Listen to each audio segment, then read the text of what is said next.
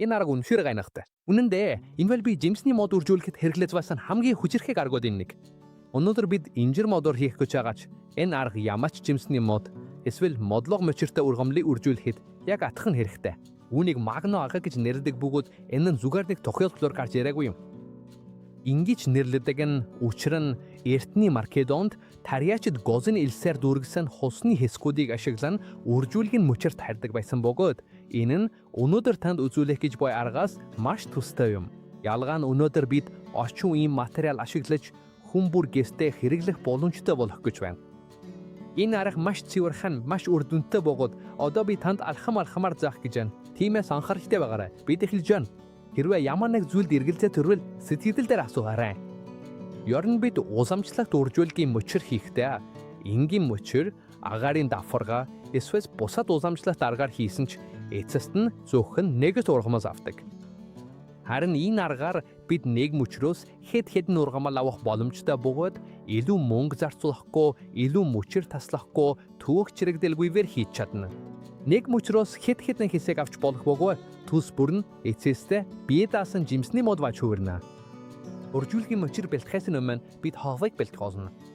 Энэ удаа би цэцэрлэгтэй байдаг ус салгааны хоолой ашиглах гэж байна. Өөр төрлийн материалч ашиглуулж болно. Бүр полиэтилен хоолойч харилж болно. Эдгээр нь бүгд тухрамжтайч энэ материал маш сайн, учир нь уян хатан ажиллахад илүү хялбар. Энд бидний зорилго нь хулсыг орлуулах явдал юм. Учир нь зарим хүмүүс хулс унж авч чадаггүй, харин хоолой бол хүмүүрт байдаг. Ямар ч дэлгүүр ороход эсвэл гэрдээ, цэцэрлэгтээ, эсвэл хашаандаа нэг хэсэг хоолой байгаах. Тиймээс бид орчин үеийн материалыг ашиглаж байгаа нь хүн бүр энэ аргыг давтаж хэрэглэх боломжтой болохын тулд юм. Хоолойн зузаан ямар ч лайсан болно. Хагас инч 4.1 жиний байгаа юу ч ашиглав. Өнөөдөр бид 220 см үрттэй харьцангуй жижиг хэсэг хоолой ашиглан хийх гэж байна. Эхлээд нэг талыг нь цахилгаанд усгаарлаж скотч эсвэл наалдах скотчоор хэд удаа сайн урууж сайтар битүүнжилнэ. Одоо дотогш нь байх нь хөвгөв хийж өгнө. Тэр хүүн ёроолд нь бөглөөн сайн наалдаж авах ёстой. Чи үүнийг нэг мод эсвэл харандаагаар тэлхэж өзье. Энэ нь маш энгийн тайлбартай. Бидэнд ус зайруулах хэрэгтэй. Гэхдээ эс гадагш гарахгүй хах ёстой. Элс хийхээс өмнө ус зайруулах давхаргыг бэлдээ. Бод бөгзөнд яг хөвөнгийн төвд жижиг нөх гаргана. Одоо элсээ хийж осно. Усын элс, цахиурын элс, угаасан элс байж болно. Ямар ч элс тохирно. Гэхдээ хамгийн сайн нугаасан элс байх хэрэгтэй. Ингэснээр бактери мүүгэн цараа сэргийлнэ. Трубог дүүргэн. Гэхдээ дээд хүртэл мис. Яг хэсэгт нь баг зэрэг зай үсгэн. Одоо услах усаа байхтай. 1 литр усанд эмийн сангийн ус төрөгчийн хідээсэл 1 цайны халбага хийнэ. Энэ нь усыг хариуцгаж цаашид мөөгөнцрийн асуудал гаргахаас сэргийлэх зорилготой. Трубыг аажуухан усалж элсийг сайн чийгшүүлнэ. Доод талын жижиг нүхээр ус бага зэрэг гоожиж эхэлмэгц зогсооно. Хэрвээ хэрэгтэй бол үзүүрийг нь арчина. Одоо харин дээд талд нь 2 дахь бөглөөг хийж өгнө. Ингэснээр бид чигтэй элсээр дүүргэсэн ажиллахад бэлэн мэгэн төрлийн сава цус дүрэлэн хийж чадлаа. Одоо трубыг дээд ташаас нь урташ нэг зүсэлт хийн, нэг үзүүрээс нөгөө үзүүр хүртэл. Бид түүний хуулж байгаа юм биш, зөвхөн нээж энэ нүсфига баяруулах нь хүсдэм. Одоо өрслөг рүү барья. Энэ удаад инжирийн мөчөр байгаач дахин хэлэхэд ямар ч жимсний мод эсвэл модлог мөчөрт хэрэглэж болно. Өрслөгээ цэвэрлэнэ. Хэрвээ навчтай бол навчийг нь авна, сайн ариутгах нь. Үрслэгийн урт нь хоолойтой тохирох хэмжээтэй байх ёстой. Одоо бид уртааш нь 3-5 мм-ийн органтай зүсэлт хийн. Тэр хэсгийн хувцсыг авч дараа нь камби хэсгийг хусаж цэвэр модулдэн. Энэ нь маш чухал. Учир нь үндэс яг тэр гадраас урган гарма. Цэвэрлэсний дараа бүх шарх зүсэлтээр алоэ вера түрхнэ. Алоэ чийгшүүлж, халдваргүйжүүлж, байгалийн фито гормон өгдөг. Дараа нь тэр хэсгийг нундагласан шанцыгаар бүрнэ. Энэ нь манай сүвгийн бас нэг сонгодог арга бөгөөд мөөг бактериас сэргийлнэ. Ингэснээр үрслэг бэлэн болно.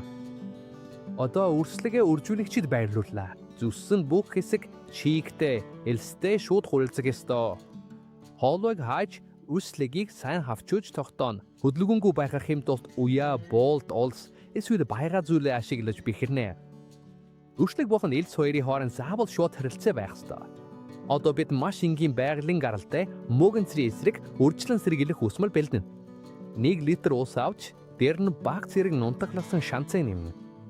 Сайн худгаад үлдэгдэлгүй болгохын тулд нарийн давуугаа шүүнэ. Үүнийг шүршигч саванд хийж үрслэг хоолн дээд хэсэг болон ийш харсан бүх хэсэгт шүршинэ. Энэ алхам маш чухал.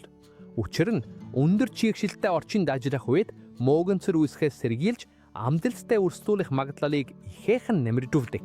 Одоо бид үүнийг тунгалаг эсвэл гэрэлтдэг уданд эсвэл таглаатай саванд хийнэ. I live сонголтон зөв. Энд маш чухал нэг хэсэг бий. Үнийг заавал ойлгох хэрэгтэй.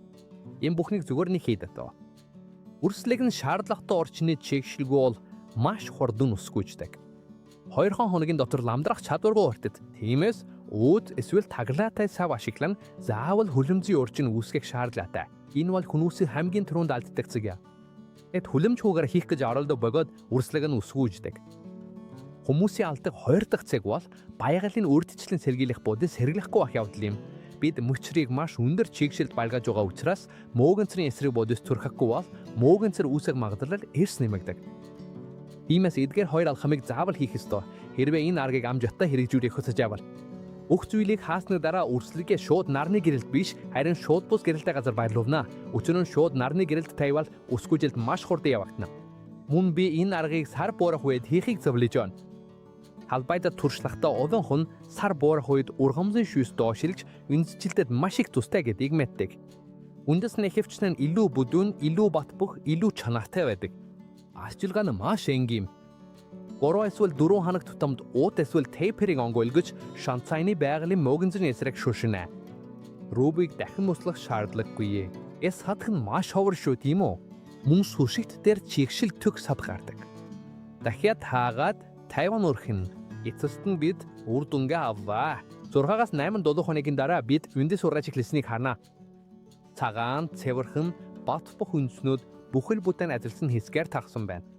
Тэр үед бид нахяг нь хүндэтгэн, тайр дасыг хэсэг хэсгээр нь хувааж болно. Үндэстэй хэсэг бүр шин инжирийн мод болж хувирна. Энэ арга бараг бүх төрлийн жимсний модонд адилхан хэрэгтэй. Энэ тохиолдолд тайрдас бүрэн үндэслэсэн бол одоо бид үүнийг хэсэг хэсгээр нь хуваах гэж байна. Жишээ нь энд би үүнийг гүвэн хэсэгт хуваах гэж байгаа бөгөөд хэсэг бүрийн дээр хэсэг нь гадарга дээр гарч нахянууд ил гарсан байхыг анхнаа. Одоо бид тайрдасны хэмжээтэй тухарсан савыг ашиглаж агаар сайн нэвтрүүлдэг, ус сайн шингээдэг, органик бодисоор баялаг хөрс хэрэглэнэ. Бид хэсэг бүрийг ойролцоогоор пал хөртөнд хөрсөнд буулна. Тэр үед эдэвхтэй нахянууд харагдахгүй байсан ч санаа зовох хэрэггүй. Ихэнхдээ эхлээд үндэс ургаж удалгүй нахянууд чухаж эхэлдэг бөгөөд маш богино хугацаанд ганц мөчрнөөс хэд хэрнэн шин жимсний модыг магно аргаар өнгөө гаргаж авдаг. Ингээд энэ гайхалтай арга манд дуурслаа. Энэ арга маш үр дүнтэй, маш тогтвортой бөгөөд чи харсанчлан бараг бүх төрлийн жимсний мод эсвэл модлог ургамлыг үржүүлэхэд тохиромжтой. Хэрвээ энэ арга чамд хэрэг болсон бол видеонд лайк дараарай гэж чин сэтгэлээсээ хүсэж байна. Учир нь энэ нь илүү олон хүнд хүрэхэд их тус болдог. Мөн ургамалд цэцэрлэгжүүлэхэд эсвэл үржүүлэх туртай гэж мэддэг хүнтэйвэ энэ видеог хуваалцаарай. Учир нь түнж бас хэрэгтэй бахан гарцаагүй. Чи ямар ургамал эсвэл жимсний модыг турших гэж байгаа бол хаанаас бидний үзэж байгаагаа сэтгэгдэлд бичээрэй. Энэ нь бусад хүмүүст энэ видеог олж харахад тус болдог.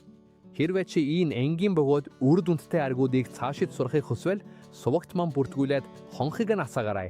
Ингэснээр дараагийн видеонуудыг алгасгүй. Хом тэврэж билгээ. Дараагийн удаа уулзцгаая.